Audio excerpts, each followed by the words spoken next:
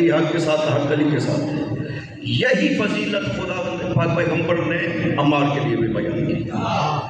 پھر علی کو کیا خصوصیت ہے کہ یہ فضیلت آپ علی کی بیان کرتے ہیں؟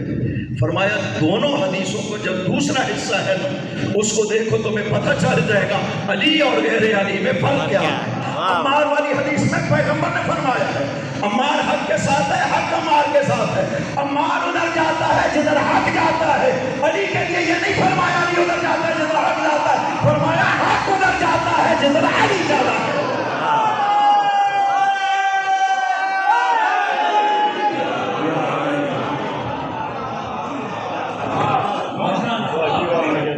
کیوں؟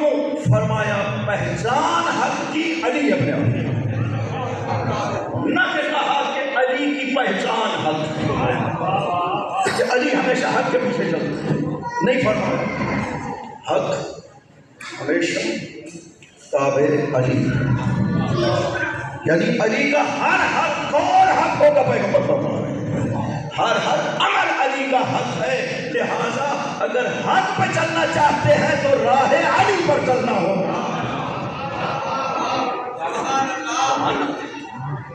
آپ کی نجات کی ضمانت ہے راہ علی، بے شک، ورنہ پیغمبر کبھی نہ کہتے عمار کو عمار ساری دنیا ایک راستے پہ چلتی رہے، علی دوسرے راستے پہ چلے، ادھر جانا جدھر علی جا رہے ہیں۔ اس لیے کہ یہ ضمانت ہے لا یخرجک من ھدی الی امن، علی کبھی بھی تمہیں راہ ہدایت سے نہیں نکالے گا گمراہی کی طرف، یہ ضمانت ہے پیغمبر کی طرف۔ آخر میں نجات کی ضمانت صرف اور صرف راہ علی۔ بے شک، کبھی کسی نے کہا آپ کتنا بھی کسی کو بڑا مان لیں، کوئی امام جو بھی مانے، ہمیں تو اعتراض نہیں ہے، لیکن کم از کم جس کو امام مانا ہے اس سے یہ تو دکھا دو نا کہ میں مرنے کے بعد تمہاری نجات کا ضامن ہوں۔ دنیا میں حکومت کوئی بھی کر لیتا ہے، بے شک، اچھی حکومتیں کفار کی طرف سے بھی رہی ہیں، یہ ضروری نہیں ہے کہ کوئی مسلمان ہو اور وہ اچھی حکومت کرے۔